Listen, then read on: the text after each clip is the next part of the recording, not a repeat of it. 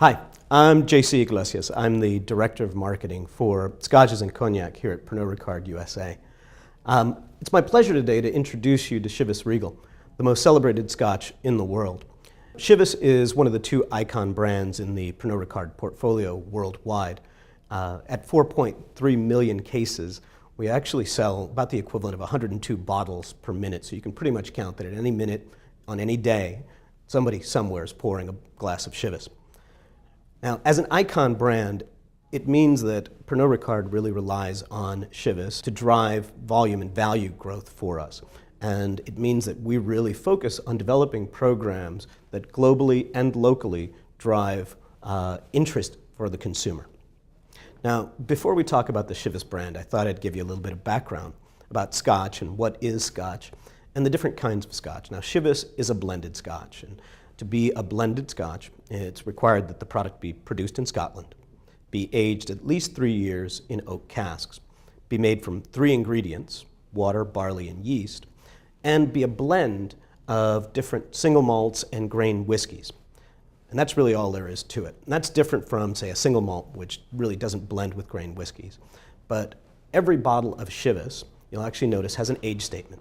We've got the 12, the 18, and the 25. So essentially what we can do is guarantee that every drop of Chivas that's ever poured is aged at least 12 years in a cask, and in some cases, well over 25 years.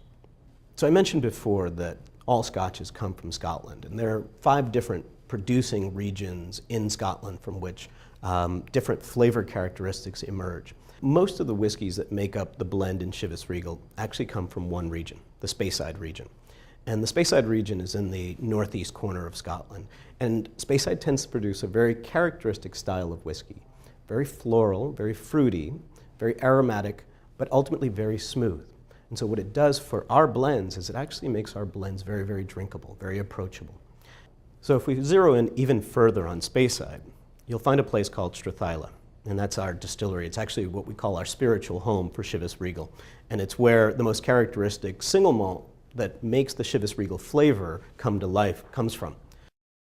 So we start with our 12-year-old, and the 12-year-old is really the icon for the brand. It's about 95% of our sales, and at the end of the day, it is really the benchmark against which all blended Scotches are compared.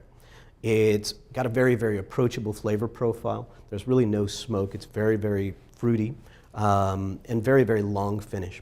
It works really great, neat. But it also works great in cocktails, some of the traditional cocktails like the Rob Roy or the Blood and Sand, or even a traditional whiskey sour. And next we've got the 18-year-old. And the 18-year-old was actually launched in 1997, so it's relatively recent to the range. But since then, it's actually gone on to become the #1 selling super premium blended Scotch in the world. Now, its style is pretty different from the 12. You'll notice it's a little bit darker. But it's also got a lot more richness, a lot more body, sort of hints of chocolate, and ultimately just a wisp of smoke that gives it a long, sweet finish. This works really well just in a glass straight up. And finally, there's the Chivas 25-year-old. Now, most people don't realize it, but actually this was the first Chivas that was actually launched in the United States. In 1909, this was first imported and became an icon for luxury whiskey.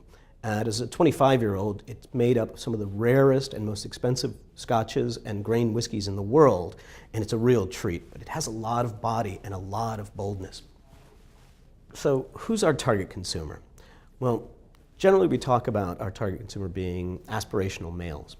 At the end of the day, the brand is about 3 different pillars of being a modern gentleman. 1 is showing success. 2 is really ethics and honor. And 3 is the unity that comes from a group of very close friends when they get together over a Scotch. And there are a number of marketing programs that actually speak to these consumers. Now, one of those is actually the Chivas Brotherhood. And the Chivas Brotherhood actually sits at the center of our marketing plan.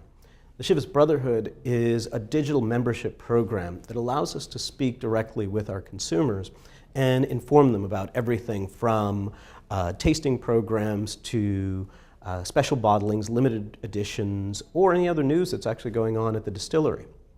One of the things that comes out of the Chivas Brotherhood is actually a thing called the 1801 Club.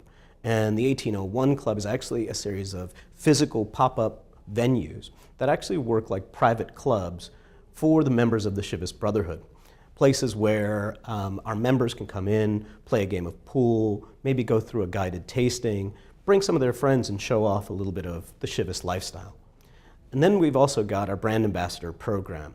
6 different gentlemen that actually live around the country who are meant to really embody the values of the brand and kind of carry that forward and explain to consumers what we're all about. And then finally, we've got an outreach, a really large outreach in fact, to Hispanic consumers in some key cities, where we actually communicate in Spanish language and we replicate many of our programs, the Chivas Brotherhood, the 1801 Club, the Ambassador Outreach, sampling, all in Spanish language or in bilingual depending on the venue. Now, all of these things are really meant to kind of bring the brand to life. It's meant to actually introduce consumers to the physical product, but also to introduce them to the positioning that we've got and what sets us apart from other blended Scotch brands like Johnnie Walker or Buchanan's. Now, a lot of these marketing programs have done a wonderful thing for the brand. Over the last couple of years, we've seen the brand turn around and start to show growth for the first time in a long time. Now, going forward, we expect to evolve a lot of these marketing programs and continue talking to this consumer because they seem to be very, very receptive. And we expect that the growth on the brand will continue and that we'll start picking up some share over the next few years. So if you want to learn more about any of the things I talked about today, I encourage you to go to chivas.com. The website's full of a lot of history and tasting notes and a lot more detail than I was able to go into. But more importantly, if you really want to take part in any of the marketing programs, please go to chivasbrotherhood.com and become a member of the Brotherhood. We're more than happy to have you. Thanks again.